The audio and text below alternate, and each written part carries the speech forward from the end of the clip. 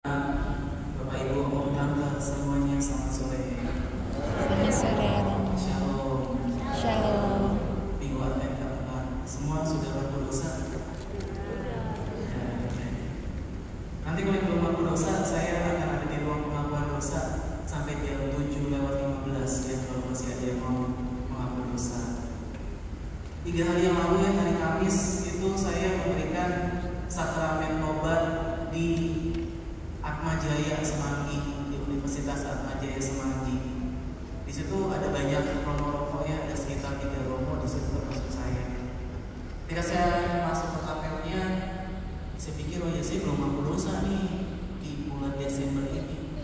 Terus saya tanya mas-mas yang penganggur liturgi gitu ya, saya tanya, Mas ada romo yang lagi nganggur nggak? Kenapa romo saya mau mampu dosa? Oh iya, tunggu sebentar ya di situ, romonya sebentar lagi selesai melayani umat. Pas sudah selesai, saya masuk ke ruang pengakuan dosa.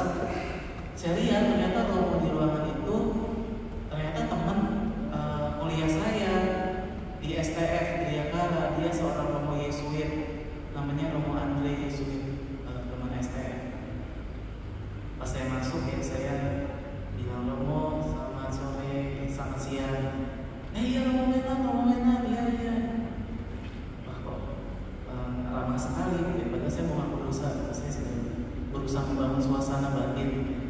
Romo, ampunilah saya karena saya orang berdosa. Oh iya, silakan. Saya mau mengaku dosa dalam nama Bapa dan Putra dan Roh Kudus. Terakhir kali pengakuan dosa saya adalah sekian. Lalu saya sebutkan dosa-dosa saya. Ya saya nggak akan sebutin di sini ya. Jadi itu di sana saya sebutin satu, Romo saya tuh ini, terus saya tuh suka ini Romo, saya tuh begini, begitu.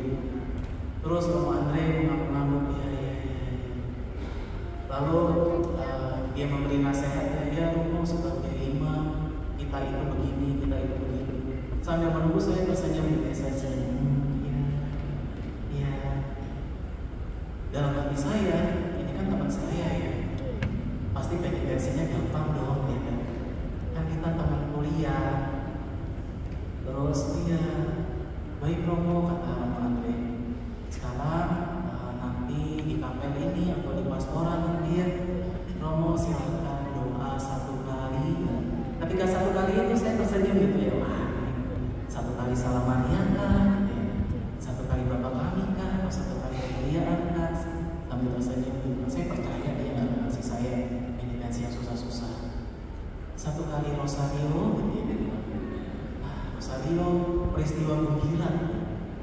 Ketika dia bilang Rosario peristiwa gembira, jadi saya senyum gini dan ya, Rosario peristiwa gembira.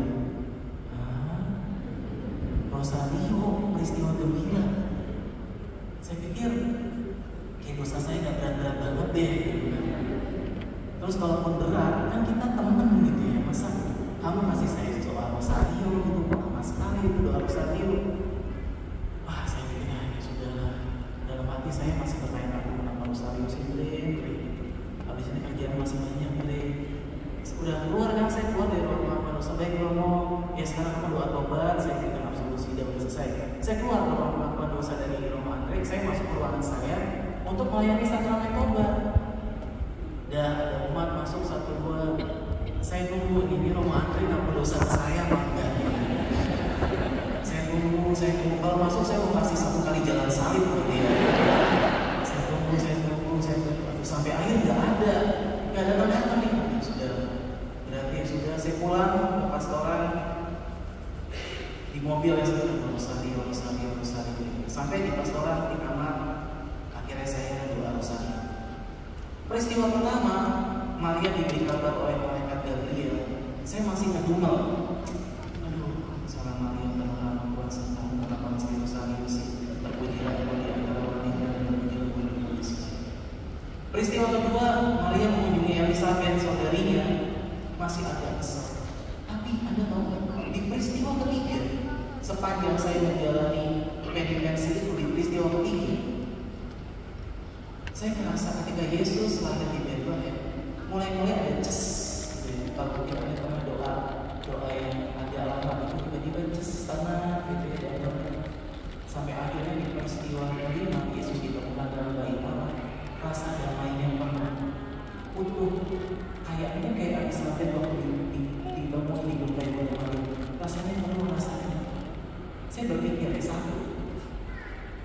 Mungkin selama ini, selama masa Advent saya lupa ya, saya terlalu sibuk, saya terlalu banyak melayani misa, saya terlalu banyak memberikan sakramen tonggat, sampai jangan-jangan saya lupa memberikan waktu lebih lama lagi untuk berdua sama Tuhan Yesus. Tuhan kirim Romo Andre ke saya untuk kasih saya penitensi rosario supaya saya bisa lebih lama berdoa sama Tuhan dan saya merasakan damai. Damai yang mungkin selama masa Advent yang harusnya saya rasakan hilang karena terlalu sibuk, terlalu capek melayani berbagai macam pelayanan. Sampai akhirnya Tuhan kirim Romo Andre memberikan saya tanda kutip kesulitan kecil itu sampai akhirnya saya merasakan damai. Saya kira pertama kita bisa merefleksikan ya, jangan-jangan selama ini Anda dan saya itu terlalu sibuk melakukan banyak hal sampai lupa bahwa yang utama itu adalah rasa damai di hati. Menyambut Natal itu yang penting hatinya damai. Nggak perlu pohon Natal yang tinggi, ya. Nggak perlu baju baru, nggak perlu banyak hal, tapi mintalah anugerah kedamaian itu. Karena tanda ketika Tuhan hadir dalam hidup kita, itu ada rasa damai dalam hati. Yang kedua, bisa jadi ketika Tuhan mengizinkan kita melakukan sesuatu yang sulit, sesuatu yang gak mudah dalam hidup kita, kalau kita bilang iya sama Tuhan, mungkin gak sampai kayak Bunda Maria bilang, aku ini hamba Tuhan, terjadilah padaku menurut perkataanmu. Mungkin kita satu level di bawahnya, kita bilang, Tuhan ini susah banget, tapi aku mau jalanin deh. Aku mungkin gak kuat, tapi aku mau coba jalanin. Mungkin pertama-tamanya mengeluh, tapi kalau kita tahu kita jalan sama siapa, dan pelan-pelan kita lihat bahwa Tuhan ternyata menyertai aku dalam kesulitan-kesulitan ini, nanti ada rasa damai yang menyertai kita. Bahwa ternyata peristiwa di kehidupan kita itu nggak berubah, tapi yang berubah itu adalah bagaimana cara kita menyikapinya. Ketika kita bilang yes Lord, iya Tuhan, aku mau menjalaninya, aku mau coba menjalaninya bersama Engkau. Situasinya nggak berubah, tapi ada rasa damai di situ. Hari ini Bunda Maria mengunjungi Elizabeth saudarinya. Elizabeth dengan sangat rendah hati mengatakan, siapakah aku sampai ibu Tuhanku datang mengunjungi aku. Saya percaya perjalanan panjang yang dialami Maria ke kota di wilayah Yehuda itu adalah perjalanan yang tidak mudah. Tapi Maria mau menjalaninya. Bahkan sebelumnya ketika malaikat Gabriel bilang ke Maria, kamu akan mengandung, Maria bilang, iya Tuhan, terjadilah padaku menurut perkataanmu. Mungkin pertama-tama rasa damainya nggak ada, tapi setelah menjalani, baru rasa damainya muncul. Bapak Ibu saudara-saudari kasih, minggu Advent keempat, mudah-mudahan kita nggak lupa rasa damai itu. Bahwa ketika Tuhan Yesus hadir, mungkin sekitar kita, apa yang sudah kita lakukan, banyak hal dalam kehidupan kita ini nggak berubah, tapi minta Tuhan ubah hati kita. Tuhan tolong kasih aku rasa damai supaya aku bisa menjalani peristiwa yang aku percaya